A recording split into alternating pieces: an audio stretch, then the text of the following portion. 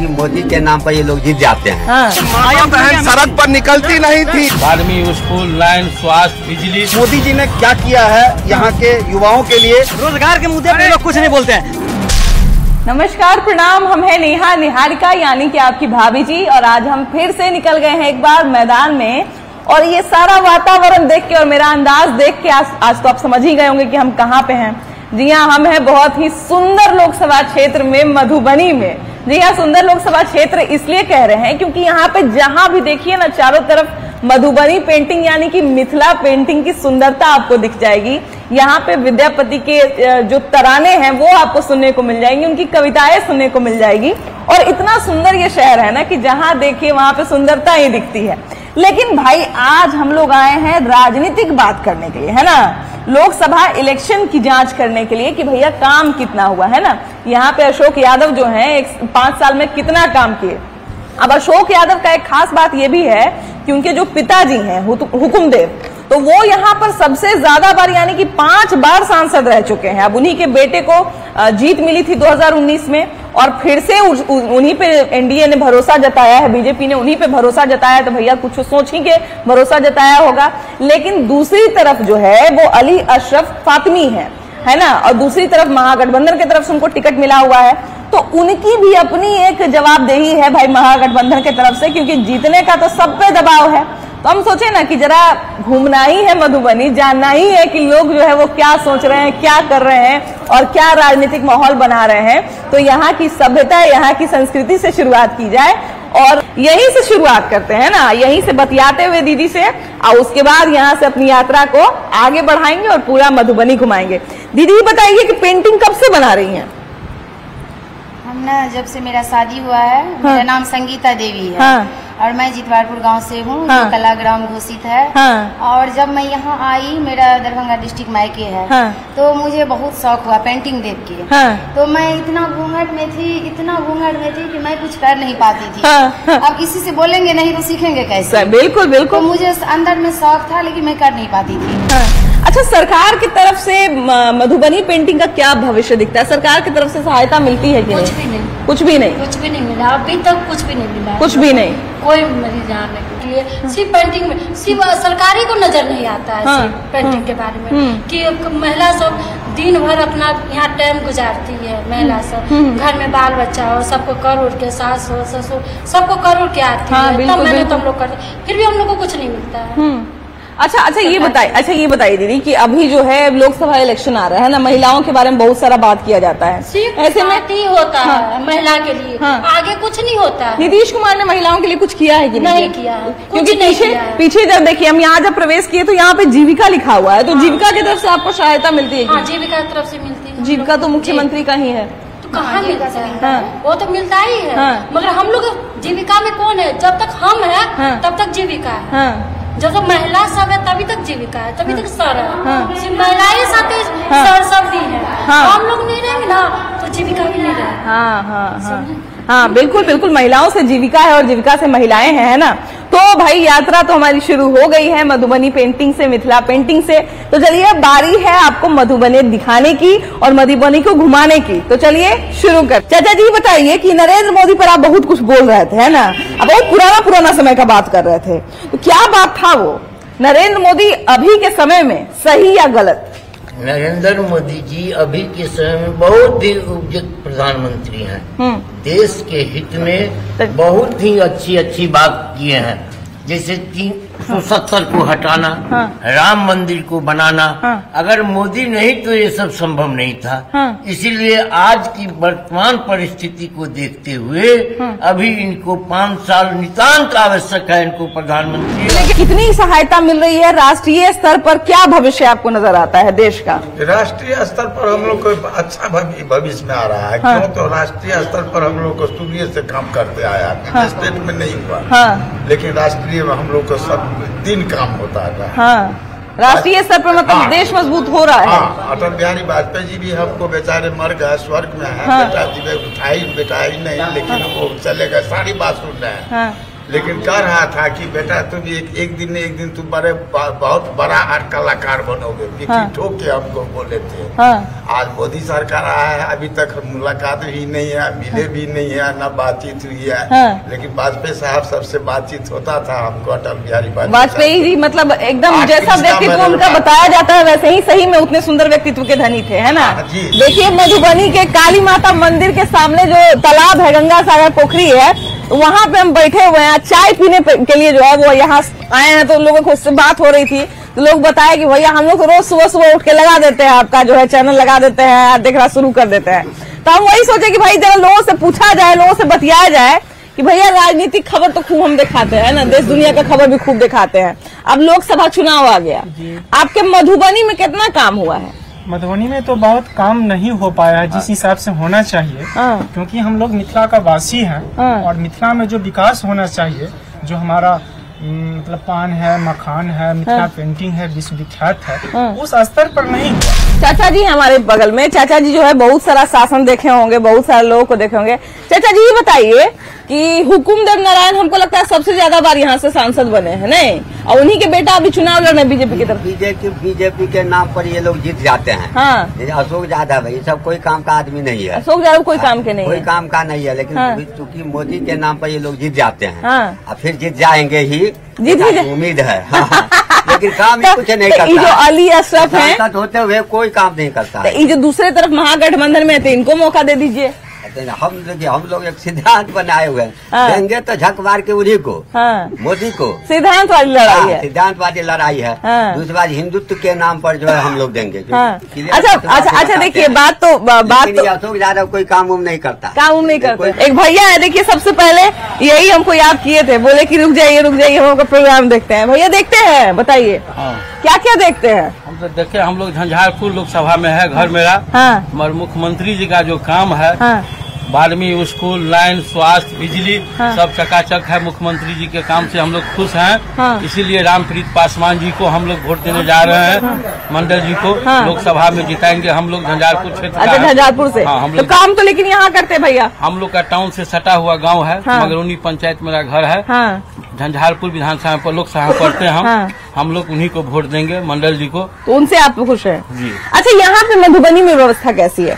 क्योंकि काम यहाँ पे कर रहे हैं, है ना? यहाँ तो ठीक ठाक है, रोजगार तो चल रहा है, हम लोग का मधुबनी में चल ही रहा है।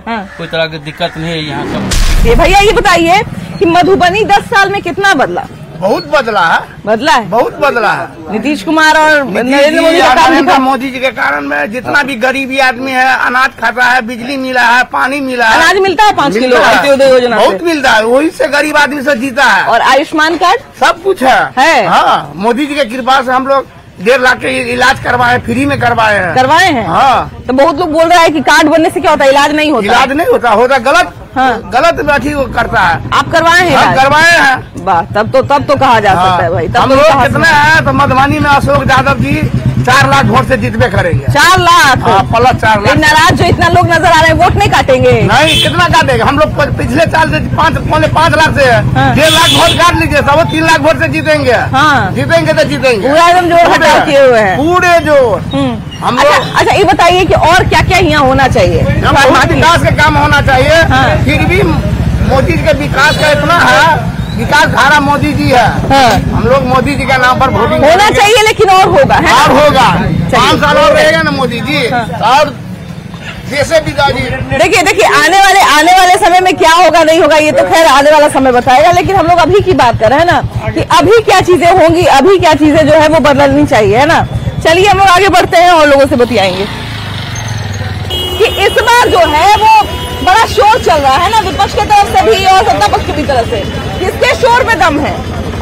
देखिए, भारतीय जनता पार्टी स्थापित है यहाँ बिहार के अंदर में। कहीं कुछ जिसने काम किया है जनता उसी को लाइक कर रहा है, उसी को पसंद कर रहा है। अब मिथिलांचल की बात करिए तो बाकी दल क्या कर रहे थे? 5 से पीछे आप जाइए तो यहाँ खड्डर था बिल्कुल, आज चकाचक सड़क है।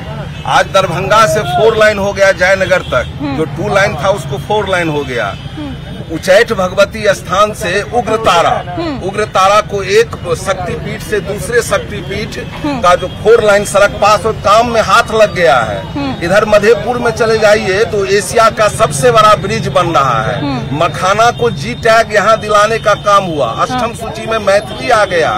NH 57 से जो मिथिलांचल 2 भाग में बटा हुआ था उसको जोड़ने का काम कौन किया? तो भारतीय जनता पार्टी के यशस्वी प्रधानमंत्री भाई नरेंद्र मोदी जी ने किए। इसीलिए जनता में कहीं कोई संशय नहीं है। अच्छा, लेकिन सांसद को लेकर थोड़ा सा लोग नाराजगी जता रहे हैं कि सांसद अगर कोई और रहते तो और अच्छा रहता। ऐसा कुछ नहीं है। हमारे यशस्वी सांसद हैं, नौजवान हैं, जनता के बीच में रहते हैं, उनके समस्या से रूबरू होते हैं और समस्या समाधान भी करते हैं। ऐसा कुछ ऐसा नहीं है। अगर लोग विरोधी का काम है विरोध में बोलना। बिल्कुल, भारत में क्या चाहिए? भारत जो है वो हर दिन बदलाव की सांस ले रहा है। लेकिन भैया एक चीज अगर बात करें, जांच पड़ताल की अगर बात करें तो भारत में सच में कितना बदलाव दिख रहा है? बहुत ज्यादा बदलाव। पूरे 10 साल में पूरा बदलाव हुआ है। 70 वर्ष के पीछे और हमारा लोग का जो उम्र है उसमें आप देखिए कि जनरेशन टू जनरेशन एजुकेशन हो या एग्रीकल्चर हो, हर चीज में बदलाव हुआ है।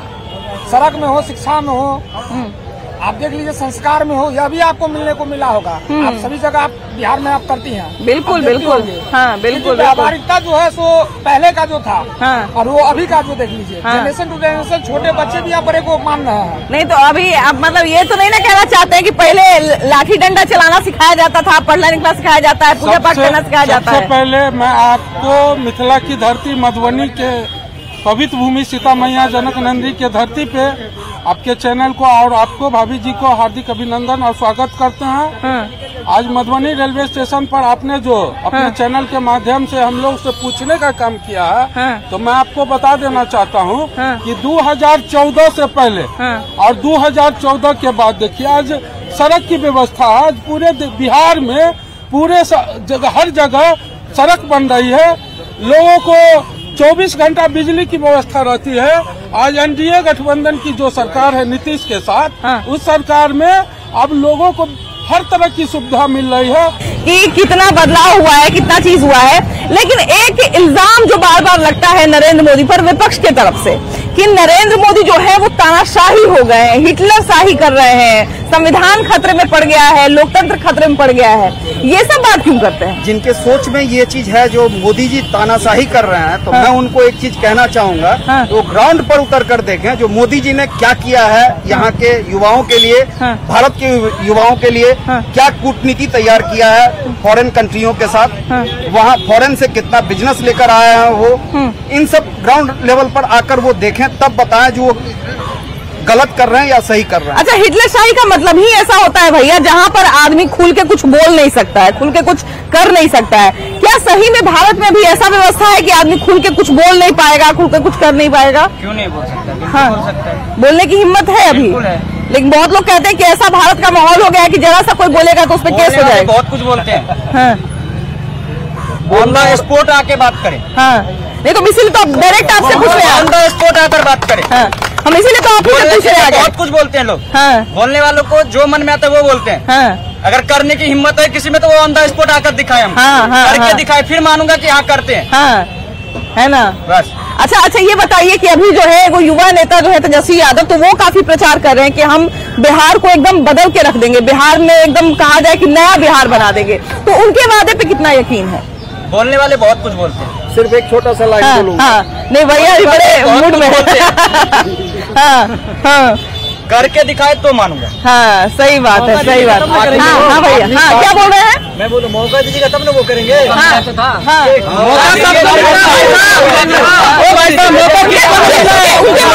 उनके माता पिता तो रह चुके हैं काफी समय तक, उनके माता पिता रहे, लेकिन वो जब बिहार में आई तो कितनी बदलाव दिखी। अभी कितने रोजगार हुए हैं। टीचर मैं रोजगार क्या हुआ? मैडम मैं एक स्टूडेंट हूँ, मुझे रोजगार की बात जहाँ तक ये कर रहे हैं भाई साहब, तो मैं ऐसे प्रूफ आपको दे सकता हूँ जिसमें बीपीएससी के अभ्यर्थी जो पास कर चुके हैं उन्होंने अपना फाड़ दिया ज्वाइनिंग लेटर, ये कहकर जो मैं डीएलएड नहीं किया हुआ हूँ, लेकिन मेरा बीपीएससी में सिलेक्शन हो चुका है। अब आप बताएं जो कितना आंख बंद करके अंधभक्तों ने ये खामियां सिस्टम के उस पर कार्रवाई किया जा रहा है और ये किया भी गया। लेकिन इसमें देखिए, इसमें तेजस्वी यादव, इसमें कितना है तुम्हारा उम्र कितना है? 25 के बाद 2005 से पहले तुम जाओ ना, अभी तुम बच्चे रहे होगे। बिहार का तुम स्थिति क्या तो अभी रोजगार चाहिए ना। मैं अभी 25 का हूँ। बहन सड़क पर निकलती नहीं थी, दहशत था, लोग घर में डूब के रहते थे, जंगल राज था। आपको रोजगार चाहिए सर, ये सिर्फ कहने के लिए है। आपको रोजगार चाहिए? बिहार में मोदी जिता तो रोजगारी मिल जाएगा, बीजेपी के जिता तो कैसे मिलेगी भाई? कैसे मिलेगी? बैकग्राउंड दिखाओ ना। आप सर बैकग्राउंड दिखाओ ना, कैसे आप दोगे रोजगार? कैसे दोगे? 2025 से बीजेपी जिता तो रोजगार मिल जाएगा। भाभी जी आप बताइए, रेलवे में कितनी अभी आई है वैकेंसी? कितनी अभी सीटें खाली है? रोजगार नहीं मिलेगा तो बताओ। आरपीएफ कितना आया है? अभी आरपीएफ ऐसा ही आया है। आप अपना एजुकेशन दिखाओ, फिर अगर रोजगार ना मिले तो बताओ। मैं एमएससी कर रहा हूँ अभी सर, मैं अभी एमएससी कर रहा हूँ, ठीक ना? सुनिए सर, अभी जितनी भी आरक्षण से फायदा हो रहा है, रोजगार के मुद्दे पे लोग